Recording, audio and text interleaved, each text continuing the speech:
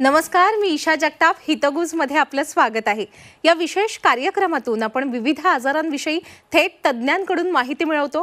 प्रेक्षक हो, मूळ व्याध या आजाराला अवघड जागेचं दुखणं म्हटलं जातं, कारण जो सोसवतही नाही आणि सहसा कोणाला सांगताही येत नाही. म्हणूनच हा आजार मुळापासून बरा कसा होईल हेच आज आपण जाणून घेणार आहोत. आजचा आपला विषय आहे मूळ व्याध भगंदर फिशर. ज्याबाबत माहिती देण्यासाठी आजच्या कार्यक्रमात सहभागी झाले आहेत MBBS MS general surgeon doctor Sandeep Agarwal. नमस्कार डॉक्टर, कार्यक्रमात आपलं स्वागत आहे. डॉक्टर संदीप अगरवाल यांचं वैद्यकीय शिक्षण मिरज येथील मेडिकल कॉलेजमधून झालं. विशेष म्हणजे ते महाराष्ट्रातलेच नाही तर संपूर्ण भारतातील प्रसिद्ध पाईल सर्जन आहेत. उपलब्ध माहितीनुसार मूळव्याध भगंदर फिशर या आजारांवरील उपचारांमध्ये डॉक्टर संदीप यांनी स्वतः BEIM या टेक्नॉलॉजीद्वारे क्रांती घडवून आणली. त्यांना या क्षेत्रात व्यापक असा अनुभव आहे. तसंच त्यांच्या या मौल्यवान कार्यासाठी त्यांना अनेक पुरस्कारांनी आजवर सन्मानित करण्यात आले आहे. Award for excellence in best चिकित्सक at New Delhi, health care excellence award माननीय गिरीशजी बापट सर यांच्या हस्ते, महाराष्ट्र गौरव पुरस्कार for health care excellence in surgery माननीय नितीनजी गडकरी साहेब यांच्या हस्ते मुंबई इथे देण्यात आला. तसंच health care award Nawab Malik यांच्या हस्ते प्रदान करण्यात आला. Health icon of Pune award हा श्री सतेजजी पाटील यांच्या हस्ते मिळालेला आहे त्यांना अवॉर्ड. तसंच बेस्ट ऑनोरेक्टल सर्जन हा पुरस्कार त्यांना मुरलीधर मोहळजी यांच्या हस्ते देण्यात आलेला आहे. अशा प्रकारे विविध क्षेत्रातील मान्यवरांच्या हस्ते आजवर त्यांना गौरवण्यात आलं. आता वेळ न दवडता आपण त्यांच्याकडून मूळव्याध भगंदर आणि फिशर या आजारांविषयी मार्गदर्शन मिळवूया. सर, चर्चेच्या सुरुवातीलाच या आजारांची ओळख करून द्या. या तीनही आजारांमध्ये नेमका काय फरक आहे हे आपल्या प्रेक्षकांना सांगा. हो, नक्कीच. महत्त्वाचं म्हणजे मूळव्याध भगंदर फिशर सर्वांना हे कळलं पाहिजे की हे तिन्ही आजार वेगळे आहेत. म्हणून हे तिन्ही आजारांना आपल्याला एकत्र मिक्स करायचं नाही आहे. लोकांना असं वाटतं की मला स्टेजिंग आहे, जसं की फिशर आत्ता मला झालं आहे तर पुढची स्टेजिंग मूळव्याध आहे आणि त्याच्या पुढची स्टेजिंग जी आहे ते फिस्चुला आहे. तर हे अजिबात असं नसते. हे तिन्ही आजार जे आहेत टोटली डिफरंट आहेत. म्हणून तिघांचे नाव वेगळे आहेत. नाहीतर एकाच आपण नावाखाली आपण ते तिघांची स्टेजिंग सांगितली असती. नावं वेगळे असल्यामुळे आता जर का नावं वेगळे तर डेफिनेटली त्यांची लक्षणं पण वेगळी असणार आहे आणि त्यांची ट्रीटमेंटसुद्धा वेगळी असणार आहे. तर आता मूळव्याध सर्वात हे तीन आजार जे आहेत हे कॉमन आजार आहेत गुदद्वाराभागी. बरेच आजार असल्यामुळे इम्पॉर्टंट जो आहे तो मूळव्याध आहे. मूळव्याधमध्ये कसं आहे की गुदद्वाराभागी जे आपले नसा असतात, जेव्हा त्यांची व्याधी होते किंवा जेव्हा ते सुजतात तेव्हा त्याला आपण मूळ व्याध असं म्हणतो. इंग्लिशमध्ये आपण त्याला हिमोरॉइड्स असं म्हणतो. हिमा म्हणजे रक्त, रॉइड्स म्हणजे वाहणे. म्हणून रक्त जर का गुदद्वारे भागी जात असेल तर त्याला आपण हिमोरॉइड्स असं म्हणतो. पाईल्स म्हणजे बोळा, लॅटिन लँग्वेजमध्ये त्याला बोळा म्हणतात. तर म्हणून आपण कधी कधी काही लोकांना तिकडं चुंबुळ येणे, गाठ येणे, गुदद्वारे भागी काहीतरी मांसावर भाग लागणे असं जर का काही त्रास असेल तर त्याला काही लोक पाईल्स असं सुद्धा म्हणतात. तर मूळव्याध, पाईल्स, हिमोरॉइड्स हे सगळे एकच आहे आणि काही लोक हिंदीमध्ये त्यांना बवासीर म्हणतात. तर हे सगळे एकच आजाराचे नावं आहेत. आता मूळव्याधमध्ये कसं होतं की गुदद्वारे भागी काही ना काही गाठ तयार झाली किंवा तिकडनं आतनं काहीतरी चुंबूळ जो तयार झालेला आहे तो आतून बाहेर येतोय किंवा काही लोकांचा जो चुंबूळ आहे तो बाहेरच राहतोय, आत जात नाही आहे. तर ह्या प्रकारे मूळव्याध आपण ह्याला डायग्नोसिस मूळव्याध आपण त्या टायमिंगला त्याला लेबल करू शकतो. दुसरा जो कॉमन आजार आहे तो आहे फिशर.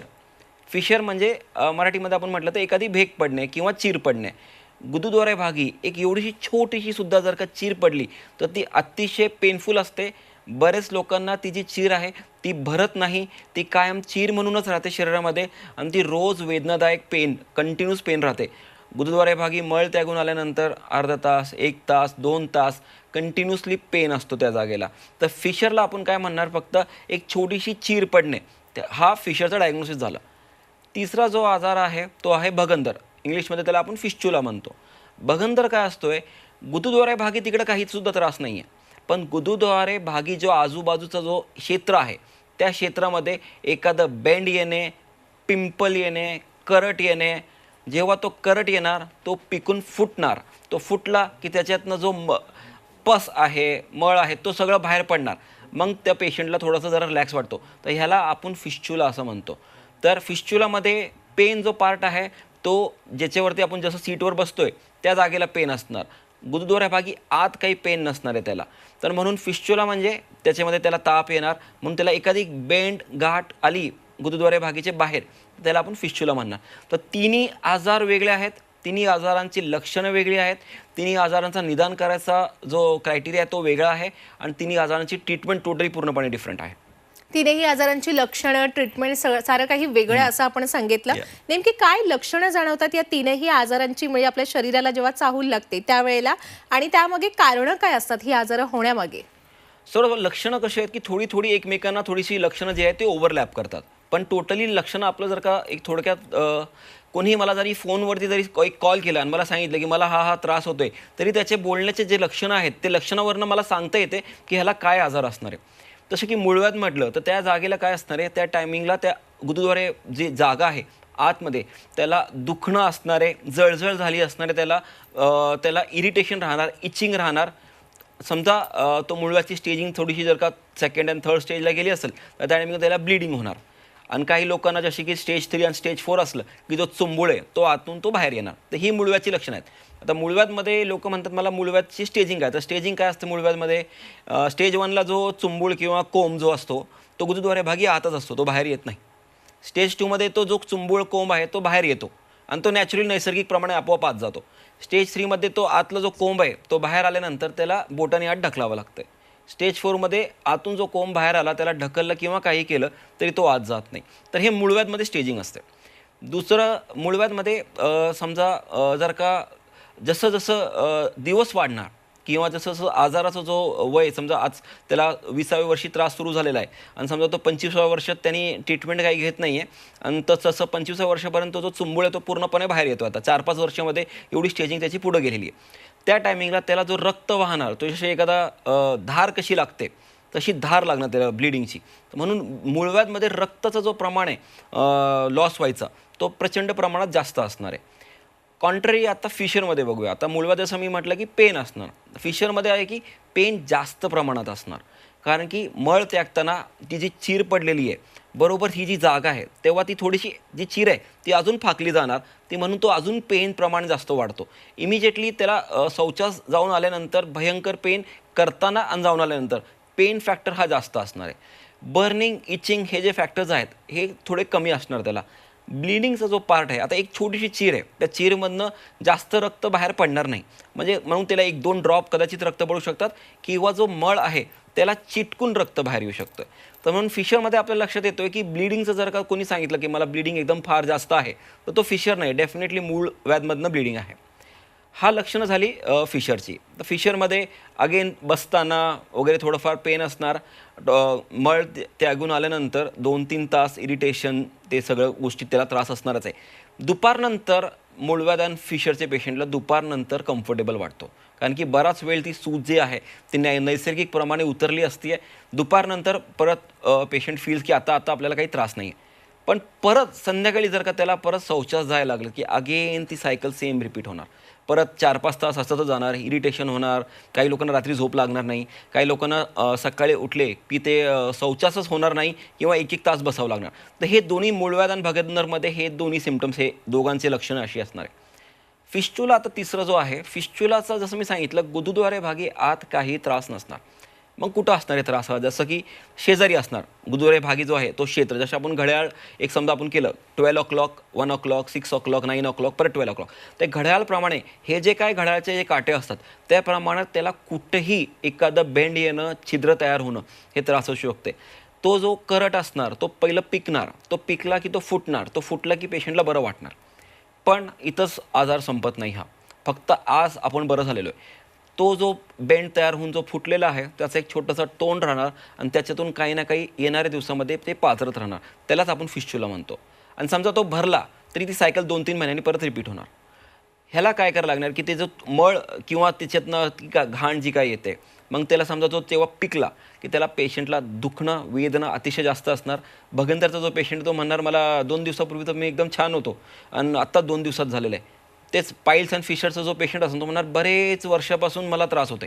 तर इट इज डिफरन्स लक्षात येतोय. भगंदरचा पेशंट असं कधी म्हणणार नाही 5 वर्षापासून मला ती गाठ आहे, कधीच नसणार ती, कारण की ती आत्ता तयार झालेली असते. म्हणून अक्यूट असते भगंदरचा जो आजार आहे, म्हणजे आता 2-4 दिवसामध्ये तयार झालेला आहे. त्याच्यामध्ये त्याला ताप येणार. मूळव्याध आणि फिशरमध्ये पेशंटला ताप नसणार. भगंदरमध्ये ताप असणार आहे. ताप असला की बसायला त्याला त्रास होणार, जागा सुजलेली असणार, तिकडं लाल झालेली असणार, गुदद्वारा जो भाग आहे त्याच्या आजूबाजूची जागा. तर म्हणून भगंदरचा डायग्नोसिस आपल्या करता येते. आणि मूळव्याध, भगंदर, फिशर हे तिघांचे लक्षणं वेगळी आहेत आणि तिघांचे होण्याचे जे कारणं आहेत त्याच्यामध्ये सर्वात इम्पॉर्टंट जे आहे, दिस इज लाईफस्टाईल डिझीज. लाईफस्टाईल डिझीजमध्ये काय येते, आपल्या डायटरी हॅबिट्स म्हणजे जे काय आपण रोजचं खानपान करणार आहे, आणि तिसरं फिजिकल ॲक्टिव्हिटी म्हणजे आपण किती व्यायाम करणार आहे. तर डायटरी हॅबिट्समध्ये कसं आहे की फायबर डाएट जो आहे तो जास्त असायला पाहिजे जेवणामध्ये. फायबर डाएट कशामध्ये आहे, हिरव्या पाळ्या भाजी, चपाती, भाकरी, फ्रूट्स, व्हेजिटेबल्स हे सगळ्यामध्ये फायबर आहे, हे घ्यायला पाहिजे. ग्रीन लिफी व्हेजिटेबल जर का रोज कोणी घेत असेल रेग्युलरी डाएटमध्ये तर त्याला कॉन्स्टिपेशन होणार नाही. कॉन्स्टिपेशन झालं नाही तर तुम्हाला पुढचे त्रास होणार नाही. पण समजा जर का आपण जंक फूड घेतोय किंवा बेकरी प्रोडक्ट्स घेतोय तर ह्याच्याने तुम्हाला काय होणार की जो मळ आहे तो घट्ट होणार. मग त्याला बाहेर काढताना तुम्हाला तेवढंच प्रेशर देऊन काढावं लागणार आणि तुम्हाला मग त्या टायमिंगला एखादी चीर पडली जागेला तर त्याला फिशर निर्माण होईल. आणि हा जो बाहेर काढायचा जो मळ त्यागाचा जो आहे प्रोसिजर, हा कंटिन्युअसली वारंवार वर्षानुवर्ष कॉन्स्टिपेशन म्हणजे जोर देऊनच काढावं लागतंय. तो जो कोंब आहे आतला तो बाहेर येईल. म्हणजे ही अशी स्लोली प्रोग्रेस होत राहते. तर म्हणून डायटरी जे हॅबिट्स आहेत ते इम्पॉर्टंट आहेत. पाण्याचा कंटेंट किती आहे, 4 लिटर रोज घ्यायला पाहिजे पाणी. तर ह्याच्यामुळे तुम्हाला जो मळ आहे तो सॉफ्ट राहणार. तर हे जे कारणं आहेत की डाएट आणि लाईफस्टाईल हे फार इम्पॉर्टंट कारणं आहेत मूळव्याध भगंदर व्हायची. फिस्चुला व्हायचे कारण आहेत की इन्फेक्टिव्ह जे काय बाहेरचं जेवण घेणार त्याच्यामध्ये समजा इन्फेक्शन असला तर तो तिकडं जाऊन गुदद्वारे भागी एक इन्फेक्शन तयार करणार आणि त्याच्यामुळे तुम्हाला तो बेंड तयार होणार. अगदी सविस्तरपणे आपण या तीनही आजारांची लक्षणं आणि कारणं सांगितलेली आहेत. आता मूळव्याध असो, फिशर असो किंवा भगंदर असो, आता या काळात या तीनही आजारांवर अगदी ॲडव्हान्स ट्रीटमेंट उपलब्ध असतील, पण तरीही यापैकी कोणताही आजार कोणालाही होऊ नये, पण त्यासाठी आपल्याला देखील आपल्या दैनंदिन जीवनात काहीतरी काळजी घ्यावी लागत असेल. नेमकी काय काळजी घ्यावी हे तीनही आजार न होण्यासाठी? सोपं आहे एकदम. जसं मी आता सांगितलं त्यांचे व्हायचे काय कारणं आहेत ते कारणावरती जर का आपण व्यवस्थित लक्ष देऊन ऐकलं असेल तर लक्षात येईल की हे सगळं आपण करायला नाही पाहिजे तर आपल्याला हे मूळव्याध आणि भगंदर होणार नाही आणि फिशर होणार नाही. सोपं आहे. डेली 4 किलोमीटरचा वॉक करायला पाहिजे, ज्याने तुमची फिजिकल ॲक्टिव्हिटी वाढणार आणि तुमची पचनशक्ती वाढणार, मेटाबॉलिझम वाढणार. दुसरी गोष्ट आहे 4 लिटर पाणी प्यायला पाहिजे. ते पाणी घेतल्याने ॲडिक्वेट हायड्रेशन बॉडीमध्ये राहणार. जे काय आपण जेवण घेतलेलं आहे शरीरामध्ये त्याला पचण्यासाठी परत पाणीच पाहिजे. जर का पाण्याचं प्रमाण ॲडिक्वेट असलं की मग परत मळ जो आहे तो कडक होणार नाही. तिसरी गोष्ट म्हणजे इम्पॉर्टंटली फिजिकल ॲक्टिव्हिटी झाली, लाईफस्टाईल झाली. जे काय खायला नाही पाहिजे, जसं की मोर ऑफ प्रोटीन लोक घेतात, मोर ऑफ स्टार्च घेतात, मोर ऑफ लिपिड्स घेतात जेवणामध्ये, कार्बोहायड्रेट्स घेतात. ह्यांचा जो प्रमाण आहे तो जेवणातनं कमी करायला पाहिजे. जंक फूड जसं की बेसन आणि मैद्याचे जे पदार्थ आहेत हे तुम्ही घेतल्याने तुम्हाला परत मळ त्यागताना त्रास होणार आहे. तर ह्यांचं सेवन जेवणातनं कमी असायला पाहिजे. जे लोक नॉन व्हेजिटेरियन आहेत, इट इज नॉन व्हेजिटेरियन म्हणजे ते काय आहे की प्युअर प्रोटीन आहे. प्रोटीन जर का तुम्हाला डायजेस्ट करायचं असेल तुम्हाला वॉटर इंटेक तुमचा इन्क्रीज करायला पाहिजे. वॉटर इंटेक इन्क्रीज झालं तर प्रोटीन डायजेस्ट होणार. प्रोटीन डायजेस्ट झाला की मळ परत सॉफ्ट राहणार आणि इझिली तुम्हाला मळ त्यागताना त्रास होणार नाही. इम्पॉर्टंटली 4 लिटर्स वॉटर आणि 4 किलोमीटरचा वॉक हा बेसिक एक मंत्र आहे. हा जरी आपण पाळला तर बऱ्याच गोष्टीमध्ये आपल्याला म्हणजे हे जे आजार आहेत हे आपल्याला होणार नाही. आणि जर फिस्चुला जसं मी सांगितलं, बाहेरचं जेवण जो आहे जर का तो इन्फेक्टिव्ह असेल तर हा फार प्रॉब्लेमॅटिक आहे. बरेच लोकांचं आपण म्हणतो की काही लोकांचा पोट एकदम आपण म्हणतो नाजूक आहे. कधीतरी त्यांना अचानक काहीतरी खाऊन आलं की बाहेरचं जुलाब होतं त्यांना, किंवा त्यांना काहीतरी घरातलं काहीतरी तयार केलं आणि ते एकदमच 2-2 दिवस टॉयलेटच होत नाही.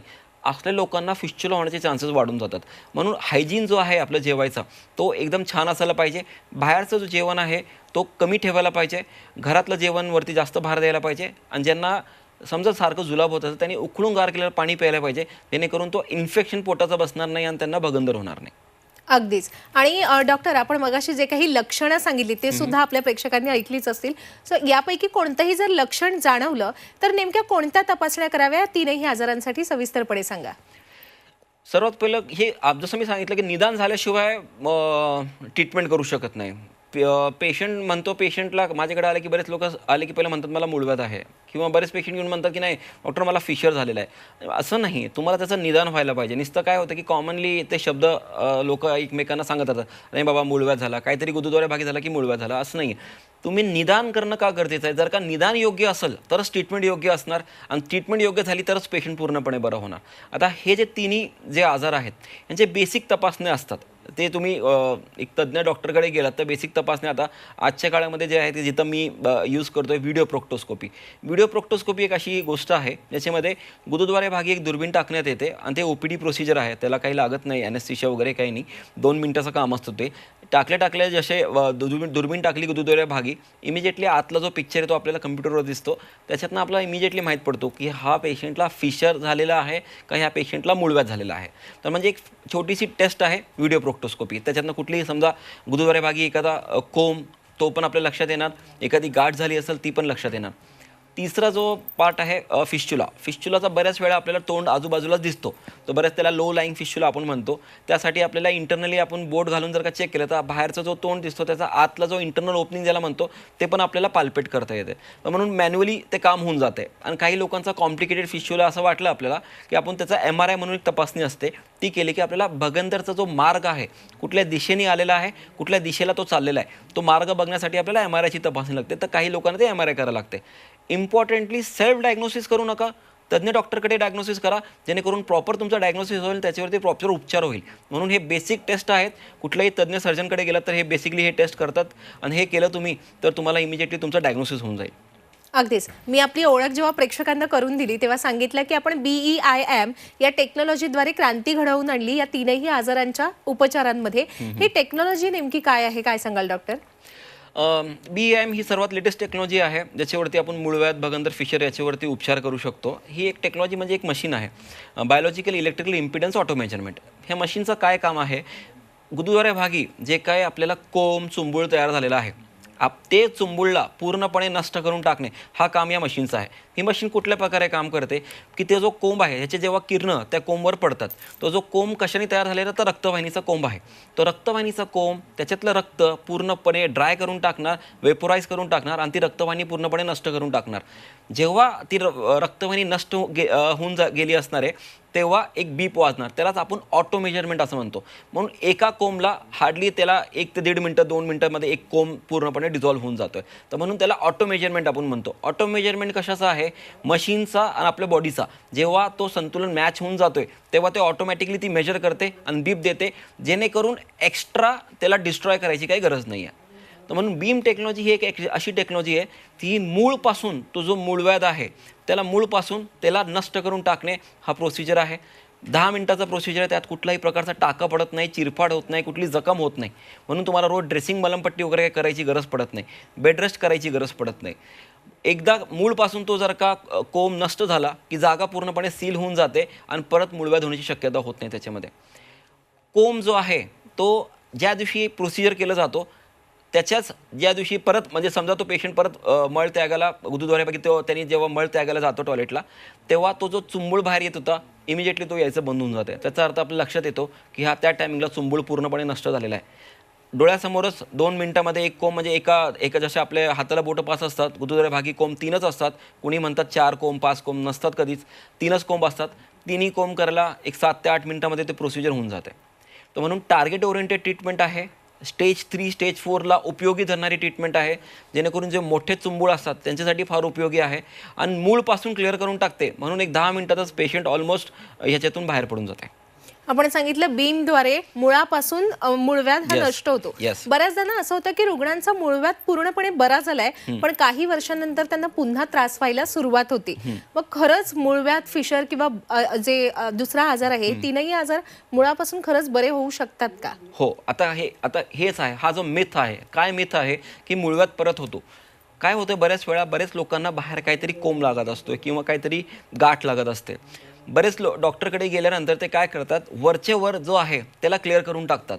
पेशंटला पण असं वाटतं की आता माझा जो गाठ लागत होती किंवा कोंब लागत होता तो आत्ता हाताला लागत नाही आहे. तर पेशंटला पण वाटतं बरं झालं, पण ते मूळपासून क्लिअर झालेलं नाही आहे. म्हणून त्यांना काय होतंय की आतून जो कोंब यायला लागतोय तो कंटिन्यूच राहतोय तिकडं.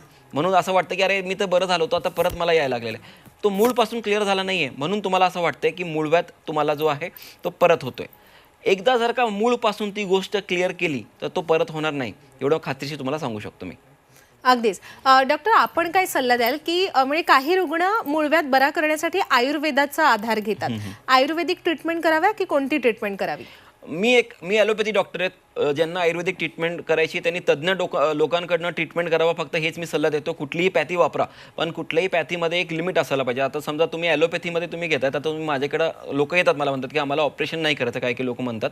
तर मी त्यांना म्हणतो तुम्ही गोळ्या घ्या, पण तुम्ही एक लिमिटपर्यंतच ते गोळ्या घ्यायला पाहिजे. रोजचे रोज तुम्ही पेन किलर गोळ्या जर का तुम्ही खात असाल तर it is not good for your health.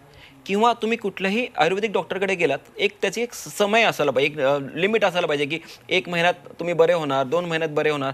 माझ्याकडे येतात पेशंट, म्हणे बरेच वेळा काहीतरी पावडर दिलं आहे, काहीतरी त्यांनी काढा दिलेला आहे, ते वर्षानुवर्ष तेच घेत राहतात. म्हटलं हे कधीपर्यंत घेणार? हे काय जेवण नाही आपलं की तुम्ही रोज तेच दुपार संध्याकाळ ते रोज घेणार. तुम्ही एक लिमिट असायला पाहिजे, कुठंतरी येऊन ते थांबायला पाहिजे.